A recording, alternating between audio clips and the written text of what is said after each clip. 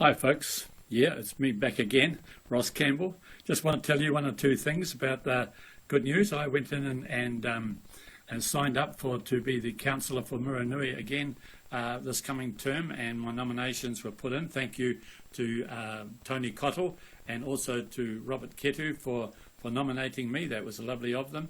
Thank you for all the remarks and comments you've made in regards to the last posting I made about my concerns at council, and I promised you I'd have another one. Well, here it is. This is my other concern this week is for the fiscal management at council. That means the financial management at council. I want to tell you a little story that might help you understand exactly what I'm talking about. And that is about a few months ago, I went to Wanganui to have a look at a junk shop up there to see if I could find some more railway memorabilia for the Shannon Progressive Association's Museum and Information Centre in the old railway station. Well, I had a wonderful time, and I found lots and lots of stuff there that if I'd had the money I would have bought it, but I certainly haven't got that money, and I had to restrain myself because I knew I didn't have a budget to fit what I would like to do. But in the back of the shop, there was an old yellow torch, and it was mounted on a piece of wood. And on that piece of wood, it had a little thing about the Tangiwai disaster. And I asked the man in the shop, what's the thing about this lovely little yellow torch?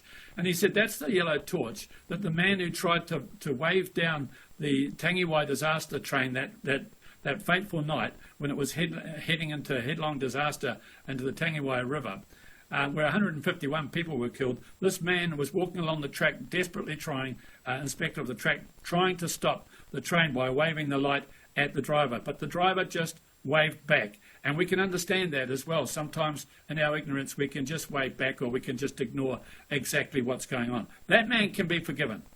But what's going on at council cannot be forgiven. So similarly, I've tried in vain to correct the directions of this council's financial plan as it runs headlong into a disaster. As a businessman whose strength is understanding and implementing fiscal policy, last March 2014, I dipped my finger into the intelligence pool of this council by asking for the truth regarding our financial position. Well, the reply was unexpected, but this is my reply. The Mayor said, "I don't like your question. I won't speak to you ever again."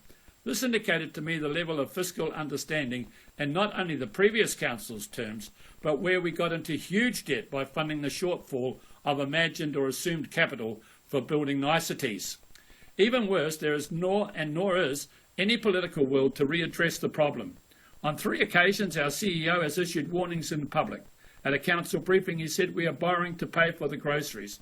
At a Grey Power meeting, he said we're borrowing to buy the bread. At a Foxton Community Board meeting, his message was, and I quote, "We are living well beyond our means." In spite of these and a number of loud warnings, like that little glimmer of light from that torch, we are still borrowing to fund debt. To keep steam up, they say. We heap further high levels of debt onto our ratepayers. This policy smells of financial speculation, or in simple terms, we are continuing to borrow and to get our ratepayers into heavy debt. This policy smells of financial speculation, or in simple terms, we are continuing to spin the wheel of misfortune. This gambling with ratepayers' money and their lives their lives landed us in trouble previously, and all we do is formulate the same desire to have another spin, please, at the ratepayers' expense. It is irresponsible, and we could be held criminally liable. This policy has no consolidation, it has no revenue streams, and does not address the mistakes of the past unless we borrow, but leads us headlong into debt, and anyone proposing further borrowing, like our Mayor is even more ignorant of the facts of fiscal management. He doesn't seem to realise we are already broke and will be in debt to $100 million if we don't consolidate now. So what can you do to help me? I believe we need someone at the helm who will listen to good financial management. We have gone from a debt level in 2006 of $7.6 million to 2010 with $28 million, to 2013 with $52 million, to 2016 will be 2015 $89 million, 2016 up to $106 million and still climbing. This equates to each ratepayer being in debt to the HDC for at least $9,000. If the commissioners come in, and they could, you will find yourself in this predicament of being asked for that $9,000 from your account. Michael Fain and I believe together we can call a halt to this irresponsible spending. We want you to understand that under the present regime we are going further and further and further in debt.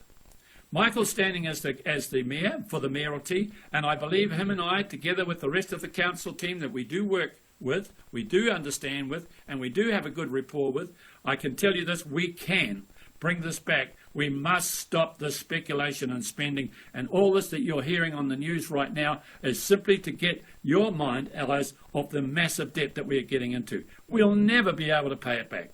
So get out there and vote for a new mayor and vote for a new council to go in there and stop this incredible spending which is costing no one else but you. Thank you.